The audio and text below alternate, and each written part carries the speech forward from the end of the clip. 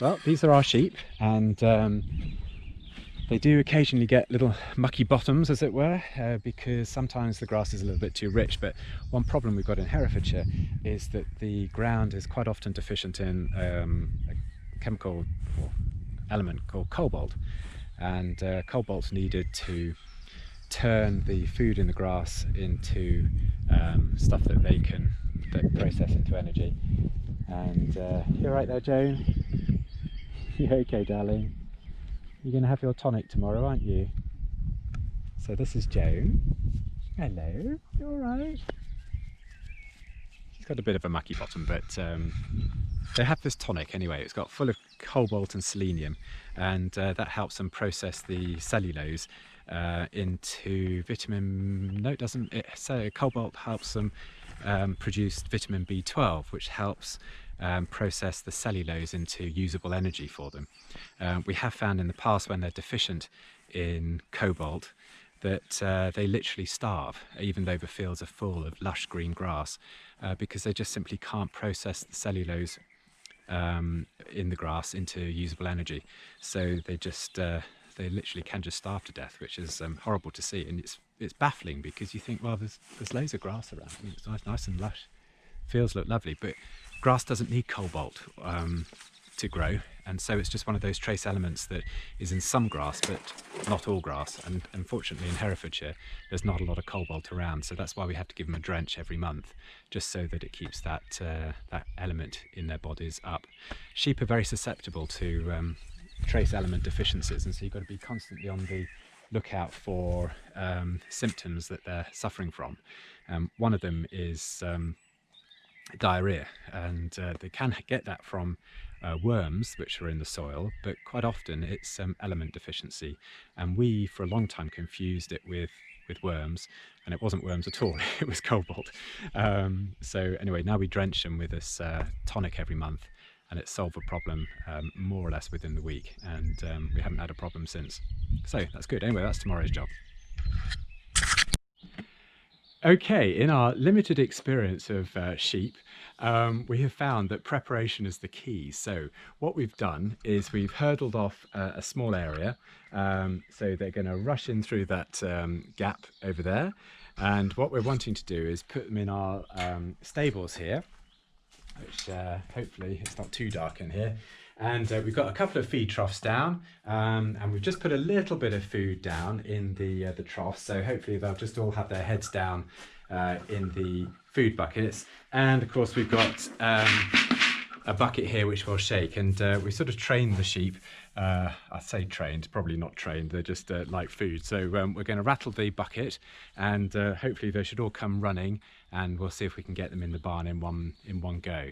It's usually the case that if one doesn't want to go in, then you might as well give up. There's no way of getting that last one in, but hopefully they'll all go in because they like to follow the leader. Okay, let's see how this goes.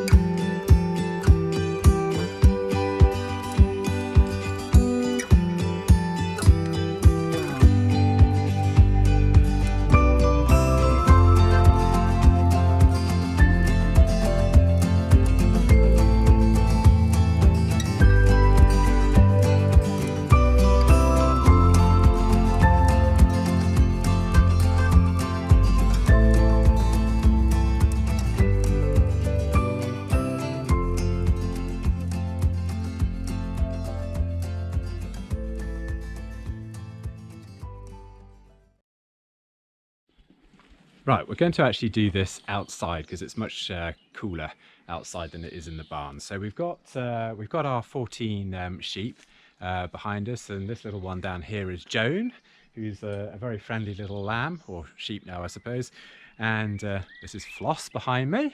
And anyway, they all need a drench of this cobalt solution so that they can digest the grass into usable energy. They'll also need a little bit of dagging, but we'll do that in a separate video.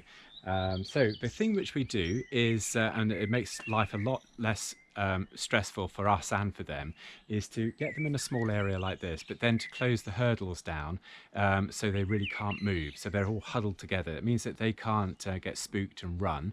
They're just held in one position, and it just means that we can move around them without sort of stressing them, and it just makes life a lot easier for us more than anything, to be honest. So that's what we're going to do. We're just going to move the hurdles in and just squish them down into a smaller area.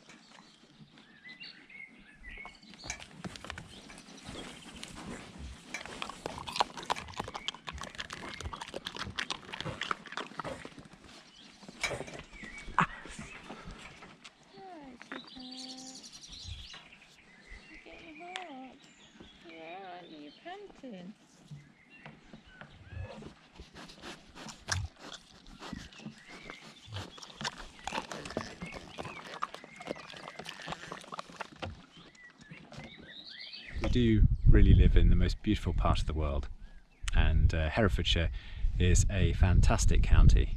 It's sparsely populated, full of gorgeous countryside, lovely people, and lots of wildlife and sheep and farmyards and everything like that.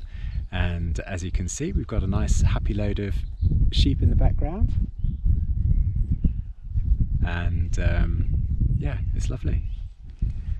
Yeah, can't think of a better way to spend an afternoon messing around in field and tractors and sheep and everything like that. So we do count ourselves as extremely lucky.